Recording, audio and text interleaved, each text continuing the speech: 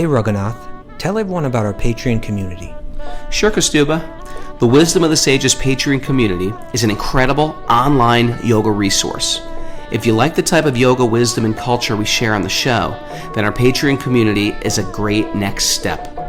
This is a listener-supported podcast, and any level of sponsorship will unlock a wide range of live and archived classes, talks, and even workshops. Raghunath teaches, I teach, and we have a host of other excellent teachers on topics ranging from yoga philosophy, asana classes, storytelling, Ayurveda, kirtan, cooking, meditation, and a lot more. We even have an incredible online Bhakti 12-step recovery group. So if you want to check it out, go to patreon.com/wisdom of the sages. All right, let's get it on. Om Namo Bhagavate Vasudevaya. Om Namo Bhagavate Vasudevaya. Om Namo Bhagavate Vasudevaya.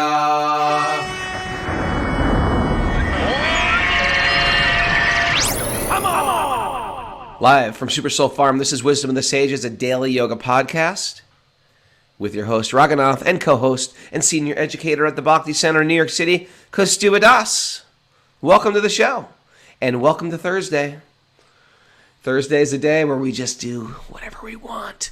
Now, Thursday's no special particular day, although I am playing around with language. Khaki, also from Sanskrit, the word khaki. You don't say. Loot. Did I say loot? Loot, to steal, also from Sanskrit, robbery. And we know nirvana. We know punch. That's a good one. Punch comes from Hindi, which was 5. You get 5. How do you like punch in the nose? That's an interesting one, isn't it?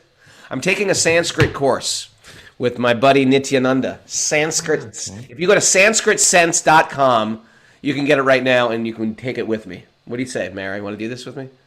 Kaustubha? I'm too busy right now. I've always wanted to learn Sanskrit. No, this is good. You know Nityananda. We know him. I do. He's great. He's from Latvia. Studied Sanskrit for years, and anyway, he's got a course on Udemy. It's on sale. Sanskrit. Just go to sanskritsense.com.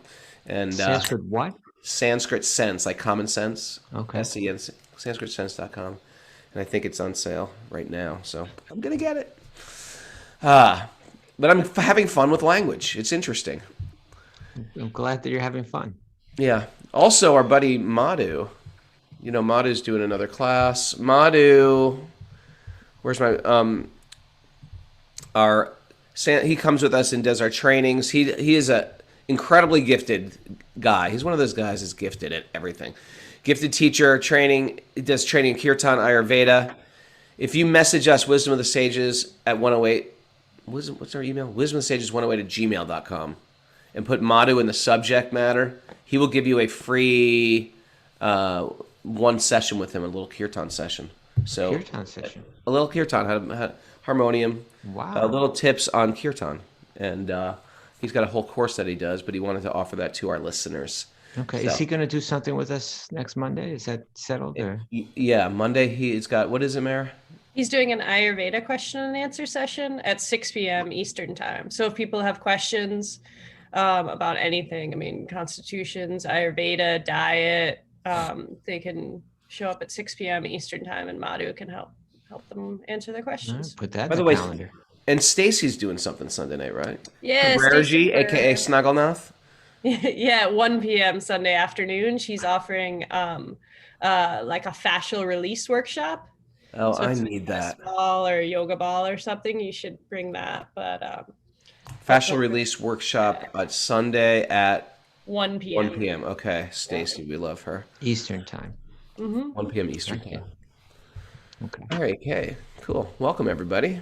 You got anything to say, Kaustubha? Anything new? No, I'm ready to get Wonderful into it.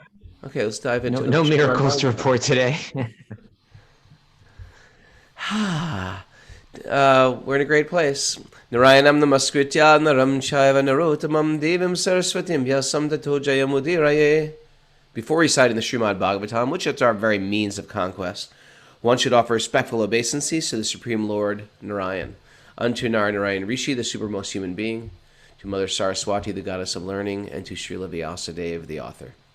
Nasta prayeshva badreshu nityam bhagavat sevaya bhagavati utamashloke bhaktir bhavati naistiki.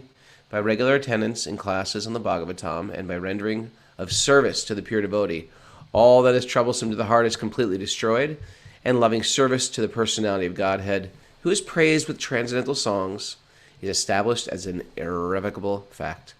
Om Jnana Tamarandasya Jnananjana Shalakya Chakshurun Militam Yena Tasmai Shri Gurave Namaha. By the way, everybody, we're doing this thing where if there's something that resonates with you, like something you hear us say or something that we read, write it down on your phone, take a little picture of it, and tag us, Wisdom of the Sages, and we will tag you and send it back out to everybody. You never know who needs a little nugget of wisdom, how it'll affect a person. These things we find, they have domino effects. You know, you hear something and it sort of changes the course of your day. So it's nice if you find something, write it down and tag us and post it, and let's make wisdom go viral. What do you say? You're stealing that one. I stole that from Jay Shetty. 2 days in a row. It's so good. You got to come up with one of your own.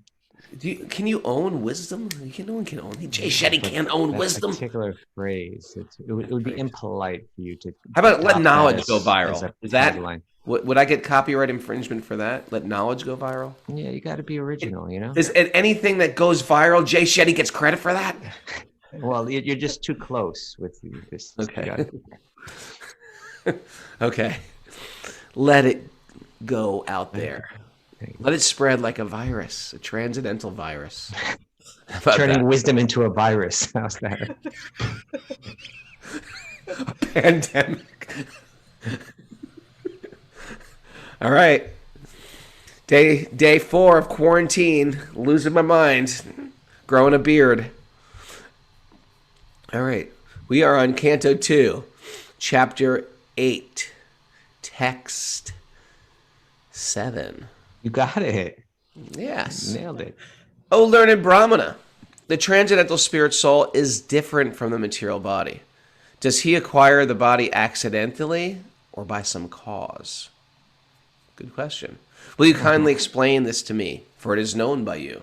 Yeah. How do you get a body, Kaustubha? Well, is it accidentally? Do I just get this lovely form by accident?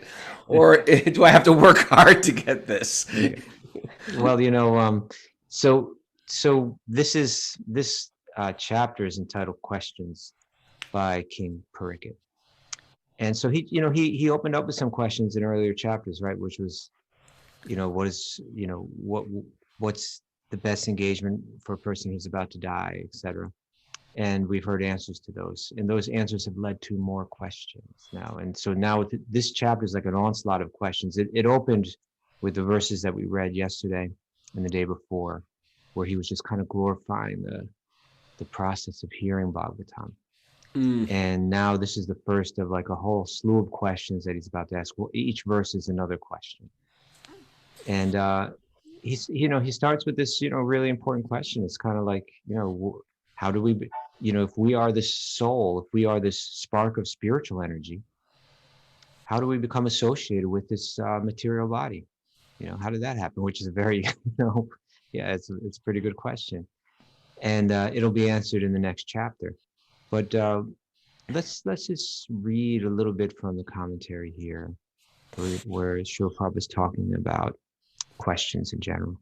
So he says, indirectly, it is confirmed that the Supreme Being, the Lord, makes no such material changes of body. He is spiritually whole, with no difference between his body and his soul, unlike the conditioned soul, right? So like we've heard about how Lord Vishnu is, pure spirit, eternal, etc. But we're in this body, we somehow our form is different. We need to understand this more clearly.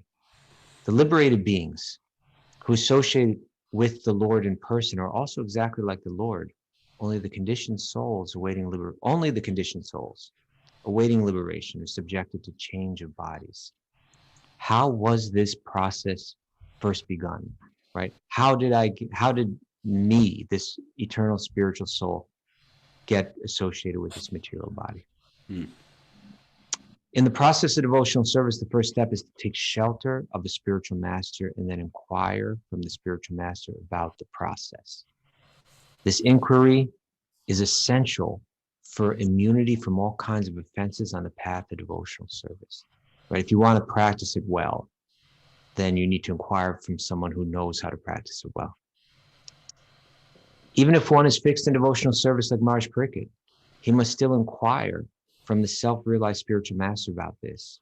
In other words, the spiritual master must also be well-versed and learned so that he may be able to answer all these inquiries from the devotees. Thus, one who is not well-versed in the authorized scriptures and not able to answer all such relevant inquiries should not pose as a spiritual master for the matter of material gain. And then he says, it is illegal to become a spiritual master if one is unable to deliver the disciple. It's illegal. It's illegal. That's a pretty good one. You're under arrest, Swami. For what? Posing as a spiritual master. Yeah. So, this is, just fundamental to the practice. And we're gonna see now this kind of, like, as I mentioned, a whole series of questions coming from Maharaj Parikshit. You can see, well, generally, these two characters, Maharaj Parikshit, the king who's just walked away from everything because he's about to die in 7 days, and Shukadeva Goswami, the young, wandering, super enlightened sadhu.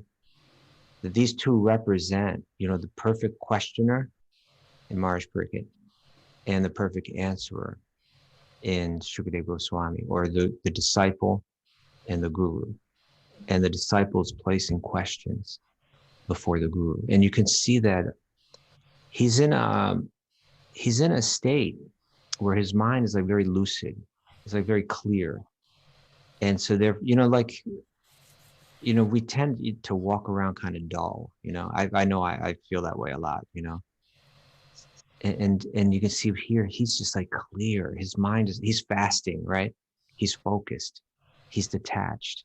He's got some spiritual enthusiasm, arising in him. And so he's got clear questions, valid questions, relevant questions to ask. And he's not only asking really good questions, but he's asking them of a really good person. And he's doing it with a really good attitude, and all that combines to create the right combination for spiritual understanding. What do you got to say about that, Raghunath? You just gave me what do you think about that, Raghunath? Yeah. I think it's right. I think it's, you can't, the hearer, I always joke about this, like you do a teacher training class, and, yogis aren't oftentimes trained like how you're trained in an ashram to be eager to sit and listen. Usually people are like in a yoga teacher training class, they're sort of like in a relaxed position. You're trying to give a class, and they're in like Supta Baddha Konasana, with they're up on a bolster, their feet are bent. Someone's giving them a massage. Another person's giving that person a massage. Someone's got eye pillows on. You're trying to give a class. It's just like, it's a bad way to receive knowledge. Right. So we're taught that a student first has to be sitting up eager. That's the best way to hear. That's what you hear. And what it does is it sends a message to the teacher that I'm eager to hear from you. Right. And it's encouraging the speaker to speak, because our whole culture is descending knowledge from teacher to student. And so sometimes someone might argue and say, well, I am so tired, Then if you're tired, then you go to the back of the class and you stand up. That tells the teacher, I'm exhausted, but I'm so eager to hear you speak that I'm willing to stand up and listen. But when we get into these like supine poses, we're laying on the floor and getting like Thai massage done to us, it tells the speaker, these guys don't even care, do they? Yeah, they don't. You got to milk it out of the guy. Or I'm with you as a speaker, because or sometimes people lie on their stomach, and or whatever. They lie on their stomach. Come on. Yeah, and I get it. Like, in other words, it's a cultural thing. Like, but in India, you would never do that. Right? In the university, you would never do that, I don't think. At Yale, you wouldn't do that. Yeah, but then we think, well, this is a more casual kind of scene, so it's all right. But from the yogic perspective, it's a really I don't know. I want to say it's a really foreign kind of idea, but it's even more than that, right? It's just it feels so off. If you've been trained as a yogi, it feels so off, right? Feel so off. Another thing that you mentioned is it's the mood of the student, and it's truthfully, I'm struggling with this lately too, because I've had people I would give everything to, and they have just a great mood, and then I have people I give a lot of love to, and they've just got a bad attitude, and it's like you can't change that in a person. It's almost like unless the person with the bad attitude really has to work hard to change that bad attitude. Because what happens what is the bad attitude? The bad attitude is sort of like they feel entitled to get something from you. You know what I mean? I guess I should look at my own self instead of blaming other people. I guess I don't have the best attitude. Who am I kidding? Who am I kidding? I don't have a great attitude. No, but this is important to hear. I remember. Yeah, I don't have a.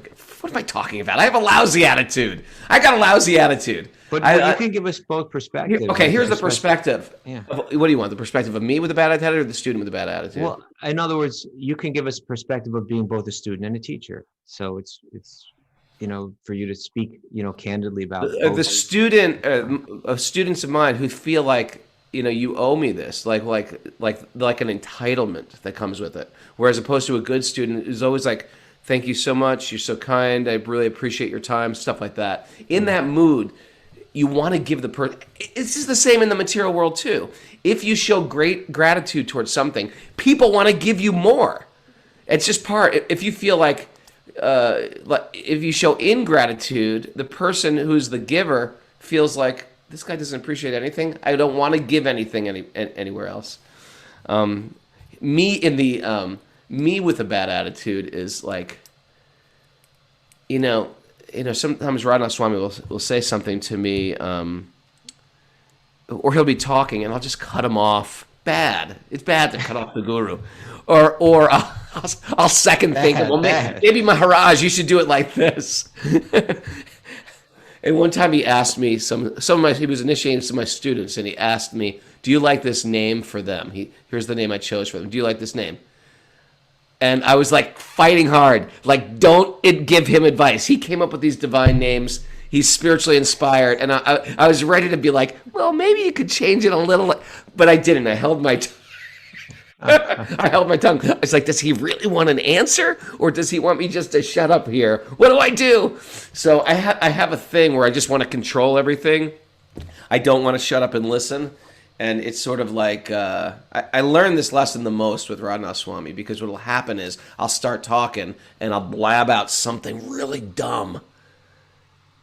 You don't do that, Kaustubha. I do. You know you don't. No, you don't. I do it. I do all and Maharaj gives me the chastisement. Now, in the old days, Kaustubha's guru used to chastise me. But Kaustubha's guru was like a sledgehammer.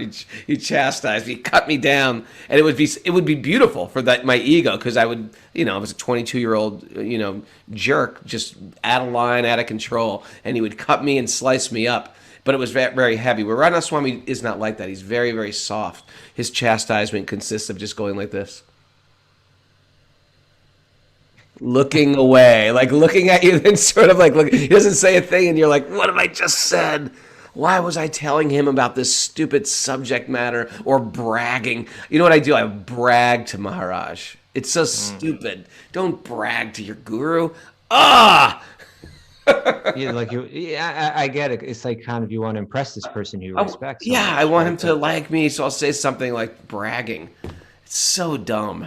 Anyway. It doesn't make for him wanting to share, or your ability to receive, or anyone's ability to receive. Yeah. I love how how that relationship becomes so important to you, and how all of this plays out, and how this all plays out in terms of that particular relationship. Because I feel that too, and and maybe you and I have a similar relationship with Raghunath Swami, and we had a similar relationship with my own guru in a way too. But it's almost just like you want to become more and more sensitive in how you relate with that person. It's almost like they're giving you like psychic surgery to how to, not only just how to relate with them, but how to speak in general, how to behave in general, how to speak of other people in general. These are all these like nuanced things that you almost like you're not taught in school. You know what I mean? Especially a person like me. I'm meant to teach you these things. Right. I'm a little coarse. I'm a little rough around the edges, if you didn't pick up on that yet. And you know what? That is like valuable, like nuanced teachings of behavior. And not just behavior to be a good boy, be ethical, act properly, like they teach you in the private schools. It's more like, it's more like you act this way because it attracts the mercy. And the mercy from Guru, which is trickling down through the parampara or the disciplic lineage, that behavior, that gentleness, that kindness, it actually is attractive to Krishna. Right. And therefore, that mood, Krishna starts to give you knowledge downloads, wisdom downloads. And so, yeah, behavior, the way you relate to people, it is important, not just to be a nice guy, but because it's the culture of bhakti. That's how Vaishnavas act. They don't act in a coarse way. We're trying to sand out our rough edges. Yeah, I think what you're saying, it applies both like on the practical level or the the tangible level, but also on a more spiritual level too, right? In other words, if I think I know everything, if I haven't developed actual humility, I think I kind of got it all together, then I'm really not so open to hearing and reflecting on a message, because I don't feel like I really need it. And I'm kind of, even when people are talking to me, I'm kind of just like not even listening. I'm just waiting to say what I have to say. Sure. And Right. you just won't get it. You won't receive. If you already know, then people who do know something, they're not going to tell you anything because you already know stuff. And so that here we see Maharaj Parikshit. He's the opposite of that. He's like, you know what? I'm about to die. I'm not at all qualified, even though he was so qualified, right? He felt sitting in front of Shukadeva Goswami, who's much younger than him, Yeah. but he had such respect for him. And so he was just like really openly, praising him, demonstrating, externally, explicitly, I need your help. You've got something so valuable, and I am in desperate need. Please, share it with me. I'm eager to receive it. And so everything in one's, so from disciple to guru, everything in the disciples, not only the words that they use, but in their behavior should be expressing that message, right? And so on a practical level, if you think you know everything, you're not so prone or open for learning. But there's something also, something beyond just that obvious level, where it has to do with the blessings, how transcendental knowledge is transferred from one person to the other person. It just has a lot to do with what God wants to happen, what that person wants to happen, and the sentiments that they feel for the person that's receiving it, And so again, all that etiquette, and we have all this kind of random idea. It seems to us, in any case, like as we were growing up, you and I, Raghunath, like ideas of etiquette seemed like they were random ideas. Like why put the fork on this side and not on Yeah, this why side? put no elbows on the table? Not at all. Never. Things like that. Why? Like why? But Mary, you went to all girls school. I'm sure they had tons of etiquette. They had a lot of etiquette training there. No, we didn't. Come on. Raghunath has a stereotypical idea of what it was Is like. at the Sandra school. getting etiquette training?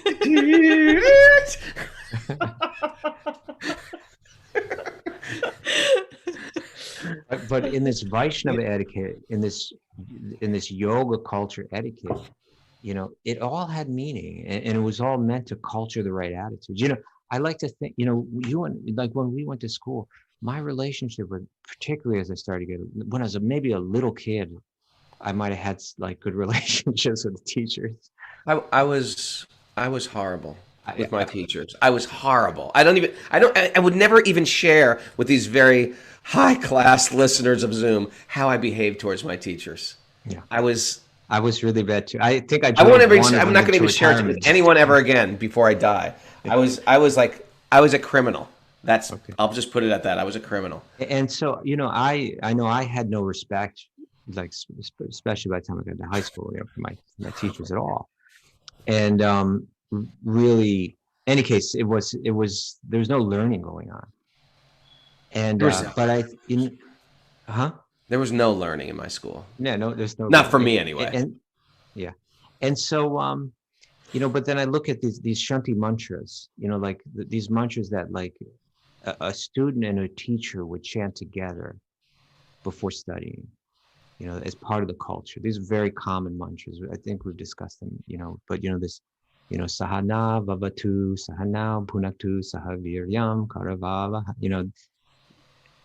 it's actually just a really beautiful idea that, if we don't have minds that are completely impressed, like we've seen so many movies and television shows, like you say, you were bad and I was bad too. And I think that has a lot to do with, it had to do with the disqualification of the teachers and the whole system, but it also had to do with our own minds becoming warped by so much of the media that we were absorbed in, that it's, that it actually it's cool to be that way and so on.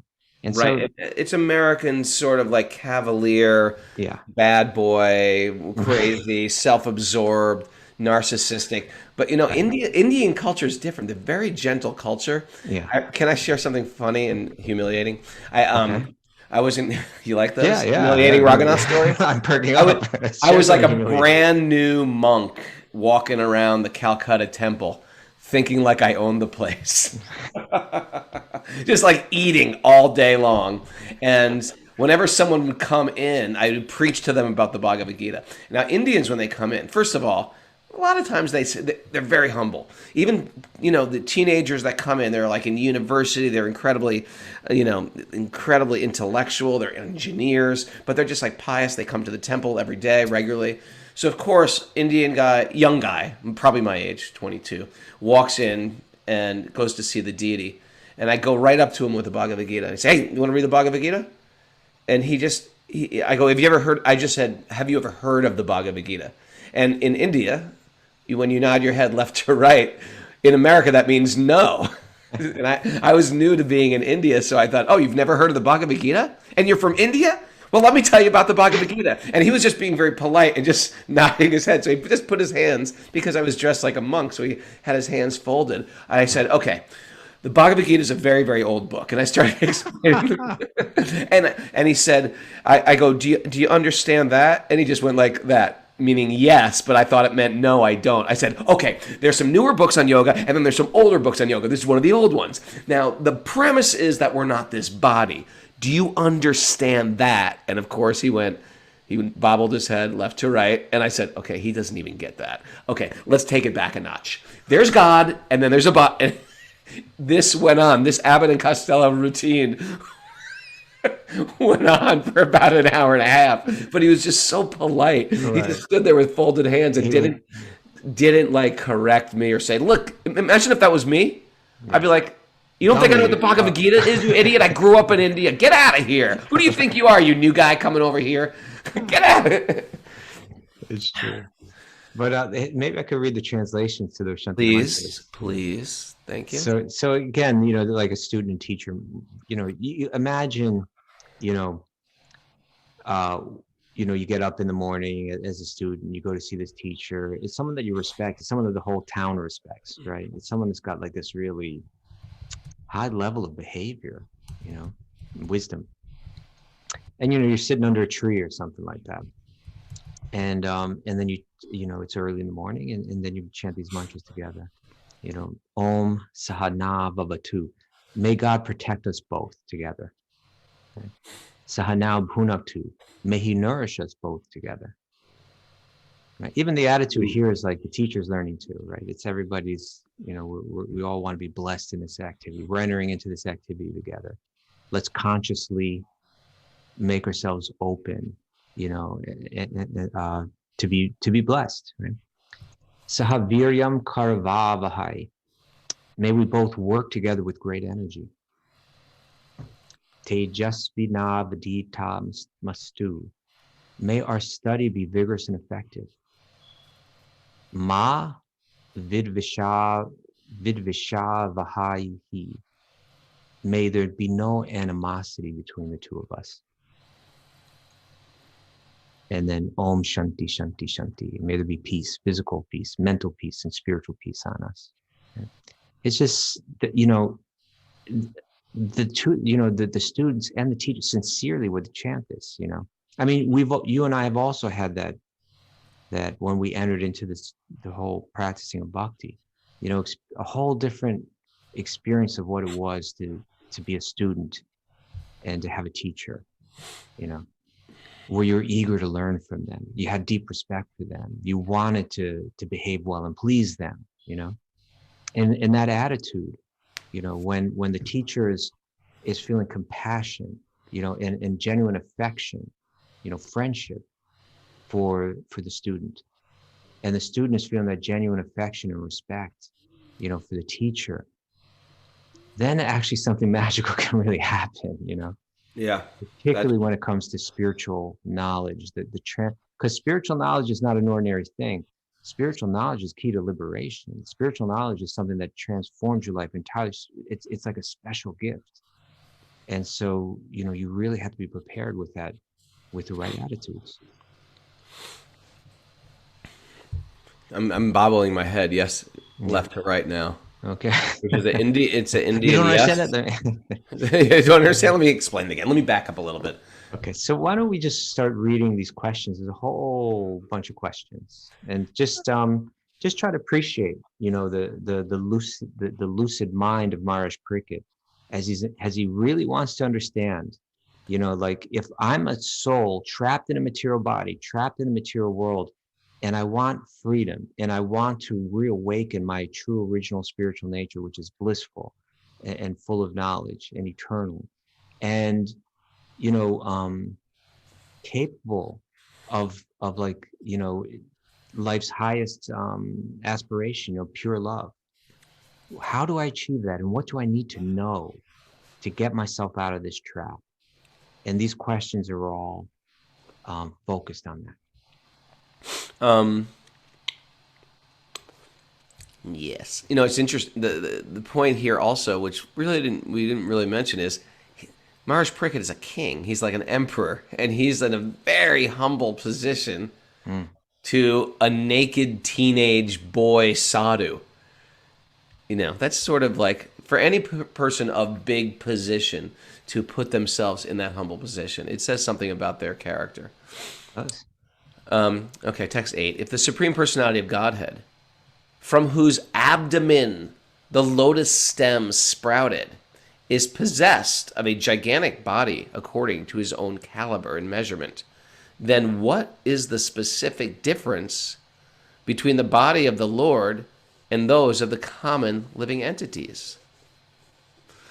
Brahma, who is not born of material source, but from this lotus flower coming out of the navel abdomen of the Lord, is the creator of all those who are materially born. Of course, by the grace of the Lord, Brahma was able to see the form of the Lord. So these first three verses, they have to do with the difference between the bodies of us and the bodies of, say, Lord Vishnu, and Brahma, for that matter. Please also explain the personality of Godhead, who lies in every heart of this as the supersoul, and as the Lord of all energies, but is untouched by his external energy. It was formerly explained that all the planets of the universe, with their respective governments, are situated in the different parts of the gigantic body of the Virat Purusha. I have also heard that the different planetary systems are supposed to be in the gigantic body of the Virat Purusha. But what is their actual position? Will you please explain that? So we had heard in Also, in that in the earlier chapters, what the Purusha Sukta confirmed, we had heard about that Virat Purusha, this universal form of the Lord. So he's asking, tell me more about that. please explain the duration of time between creation and annihilation. Like, how long does that take? You're going to create this universe and then you're going to destroy it. What's that? Like in a week, a month, a year, 1,000 years, billion years? These next 12 through 14 deal with time and karma, right? In other words, again, if I want to escape the trap I'm in, these are like essential aspects of that trap. How time works, how karma works. And so he's inquiring about them. Okay. Also, please explain the... Oh, purest of Brahmanas. I don't think you finished that verse. Oh, okay. Also, please explain the duration and measurement of life of the different living beings known as the demigods, the human beings, etc., in different planets of the universe. Very interesting, isn't it? Very interesting. Oh, purest of the Brahmanas, please also explain the cause of the different durations of time, both short and long, as well as the beginning of time, following the course of action. What? So let me read that again. Did you follow any of that? Read it again. Sometimes I'll just read and I'll be like, what the heck did I... O purest of the Brahmins, please also explain the cause of the different durations of time, both short and long. Okay, I get that. As well as the beginning of time, following the course of action. I don't understand what that means. Well, literally the word action means karma. So I think it's like saying some beings get long durations of life, like Lord Brahma. Some of them get shorter durations of life, like us. Some get still even shorter durations of life, like, say, an insect, you know? Yeah, fly. According to the course of karma, following the course of action, we receive a body, right? And that body will have perhaps a long duration of life or perhaps a short duration of life. So he's saying, how does that whole process of time and the process of karma play out? Interesting, isn't it? It's like we think we live a full life. The fly is convinced he lives a full life, but he's only living a few days.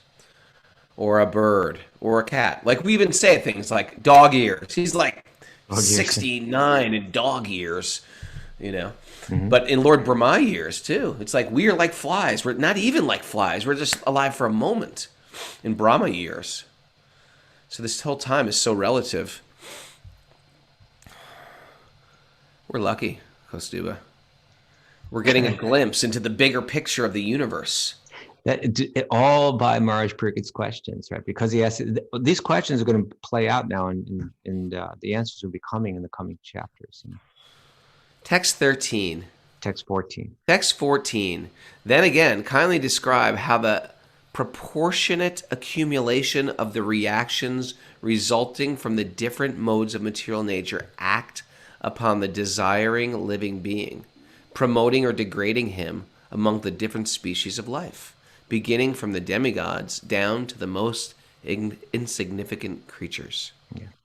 So that's again how karma plays out through the modes of material nature to the desiring living being, right?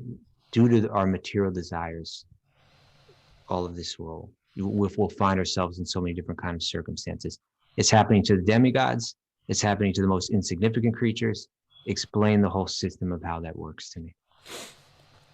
O best of the Brahmanas, please also describe how the creation of the globes throughout the universe, the four directions of the heavens, the sky, the planets, the stars, the mountains, the rivers, the seas, and the islands, as well as their different kinds of inhabitants take place. Also, please describe the inner and outer space of the universe by specific divisions, as well as the character of the activities of the great souls, and also the characteristics of the different classifications of the castes and orders of social life. It's a nice, I'll read a little commentary from this verse. Srila Prabhupada writes, Maharaj Parikshit is a typical devotee of Lord Krishna, and as such, he is anxious to know the complete significance of the creation of the Lord. He wants to know the inner and outer space of the universal form. It is quite fitting for the real searcher of knowledge to know about this. Those who are of the opinion that the devotees of the Lord are satisfied with mere sentiments can find in the inquiries of Maharaj Parikshit good lessons as to how inquisitive a pure devotee is to know things in their true perfection. Right? Some people might say, "Oh, you people, these Christian devotees, or even these people that believe in God, they're just sentimental." But actually, he wants to know. He's very inquisitive into all different subject matters. He says the modern scientist is unable to know about the inner space of the universal horizon, and what to speak of the space which covers this universe in the spiritual realm. Right? Very limited knowledge of the material realm, what to speak of the spiritual realm. Maharaj Parikshit is not satisfied with only material knowledge. He's inquisitive about the character and activities of great souls, the devotees of the Lord. Right? And that's so important too. It's like, really, there's so much knowledge out there, and there's so much disagreement about so many topics. But really, if we can understand about the character and activities of great people, great souls, there we really get the clues of how to improve our lives. The glories of the Lord and the glories of his devotees combined together comprise the complete knowledge of Srimad Bhagavatam. Lord Krishna showed this is nice.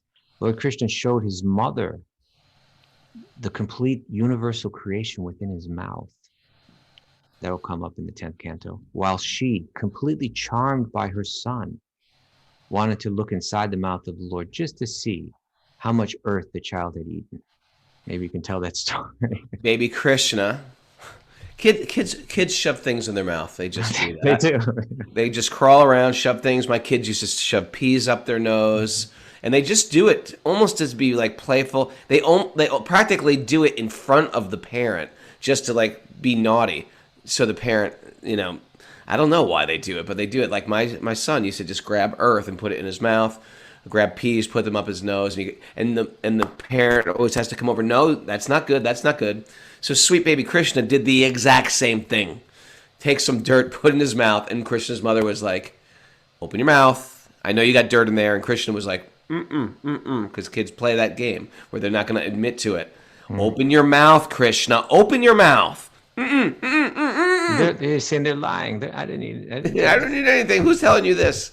And then finally, when she opens the mouth, she doesn't see the dirt or the tongue. She sees the entire universe, the host of demigods, the great sages, all the planetary systems. She even sees herself looking in Krishna's mouth, in his mouth. What? It's a Fibonacci spiral right there. It doesn't make any sense whatsoever. It makes no material sense. And she's almost captivated. The secret story, the secret lesson behind that story is that Krishna always wants the dust of the feet of the Brijbasis, and he wants to put it on his tongue. What do you think about that, Kaustubha? That's nice. Yeah. But there's another theme playing there, is that her motherly affection is so powerful that it can't accommodate the idea that Krishna's God. So for a moment, she's kind of shocked. What is the universe doing in the mouth of my child? How is the universe within him? But her motherly love is so strong that immediately she just kind of snaps out of it and just, and feels that affection, that affection from again. But the last sentence that I was going to read, that we just read, Lord Krishna showed his mother the complete universal creation within his mouth, while she, completely charmed by her son, wanted to look inside the mouth of the Lord just to see how much earth the child had eaten. And then Prabhupada writes, by the grace of the Lord, the devotees are able to see everything in the universe within the mouth of the Lord. And I think that sentence, we can understand that figuratively, in the sense that he's, what I think what Prabhupada is saying is here, saying, look at Maharaj Parikshit and the questions that he's asking. he's asking questions like, what is time? What is karma? Describe the universe. He wants to know the creation of Krishna thoroughly. He wants to be a really learned person with a very clear understanding about, wide, vast topics, science, etc.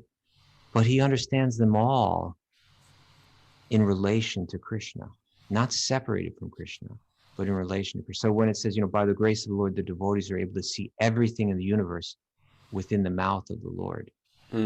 I understand that as a figurative. Literally, that was Yashoda's experience. But figuratively, it means that we should know our stuff, but we should always know it in relation to its source. All of it exists within Krishna. And so we should be both learned, but not like overly intelligent, where we begin to separate everything from its divine source. Can I share something completely different stream of thought? I just had a spiritual download, an analogy. Okay. Sweet baby Krishna. Krishna is Lord Vishnu backstage. What do you think of that? Like, there's a performance going on, but backstage, there's the real, intimate, you can joke, you can laugh. When a person's on stage almost performing, it's almost like they're there, they're up there, you're looking up to them. There's no familiarity. They're worshipable, but backstage, hey, what's going on? Krishna is that. He's off stage. You can meet him personally. He's a very intimate backstage version of God. What do you think about that? Okay. Like that? I'm gonna work with it. Churn it out. Work with that a bit. Can we keep reading? Yeah. Text. What text are we on? 8-11? We're on text 17. 17. Please explain all the different ages and the duration of creation and the duration of such ages. Also, tell me about the different activities of the different incarnations of the Lord in different ages. Pretty good. Mara, hot seat. How long is Kali Yuga? How many years? 432,000. Pretty good. 432,000. How many species of life are there, according to the Vedas? 832,000. I don't know. You're kind of close. You got 8, correct? It starts with it starts with the digit 8. 8 million. 8 million. 400. 8 million. 8 million exactly. 400,000. Yeah. 400,000. Lord Shiva says there's that many yoga asanas. Do you know that? 8 million for every species of life. I can't imagine that. 8,400,000. Okay. Please also explain what generally be the common religious affiliations of human society. What does that mean? Religious affiliations, as well as their specific dharma or occupational duties.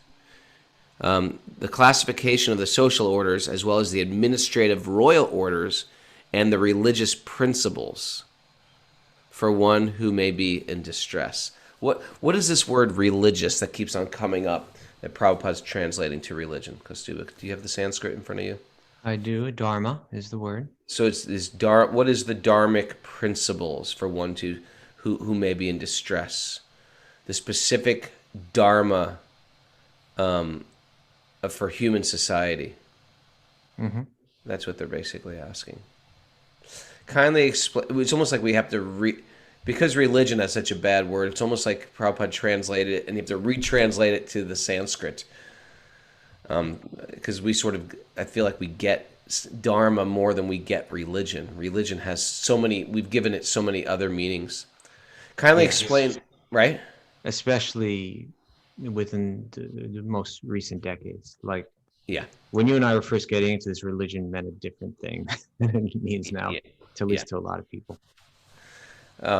Kindly explain all about the elementary principles of creation, the number of such elementary principles, their cause and their development, and also the process of devotional service and the method of mystic powers.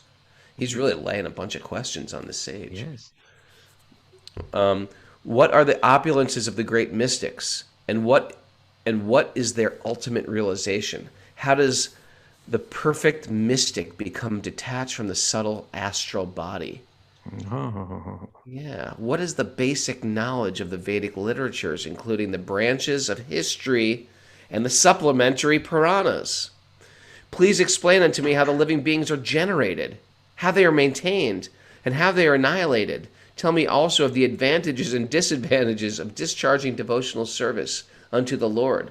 What are the Vedic rituals and injunctions of the supplementary Vedic rites? And what are the procedures of dharma, economic development, and sense gratification? Please also explain how, merged in the body of the Lord, living beings are created and how the infidels appear in the world. Also, please explain the unconditional living entities that exist. What is infidel? That's like a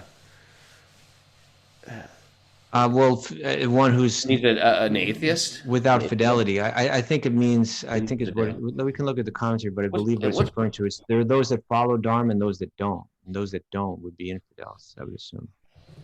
Yes, infidels. That's a great. You're getting into this philology too, aren't you? The one who has no fidelity. Yeah. Okay. Please also explain. The text 23, the independent personality of Godhead enjoys his pastimes by his internal potency, and at the time of annihilation gives them up to the external potency, and he remains a witness to it all. O great sage, representative of the Lord, kindly satisfy my inquisitiveness in all that I have inquired from you, and all that I may not have inquired from you from the very beginning of my questions, since I am a soul surrendered unto you. Please impart full knowledge in this connection. So let's maybe to wrap it up, we could read a little bit from the commentary on that. Okay. He says, Prabhupada writes, the spiritual master is always prepared to impart knowledge to the disciple, and specifically when the disciple is very inquisitive. Inquisitiveness on the part of a disciple is greatly necessary for the progressive disciple. Maharaj Parikshit is a typical disciple because he is perfectly inquisitive. If one is not very inquisitive about self-realization, one need not approach a spiritual master simply to make a show of discipleship. In other words, this is when Prabhupada shares, that means this is something that he's seen. People want to, in a sense, superficially play the role of a disciple. Not only is Maharaj Parikshit inquisitive concerning all that he has inquired about, but he is also anxious to know about what he has not been able to inquire. Right? Maybe I'm not asking the right questions. Help me with that. Factually, it is not possible for a person to inquire about everything from the spiritual master, but a bona fide spiritual master is able to enlighten the disciple in every way for the disciple's benefit. Well, that's a great spot right there to hit All the right. button. But you didn't. Why didn't you? There you go. Oh. Thanks, everybody. Thank you, everybody. It's going to be a wonderful Thursday. I can feel it.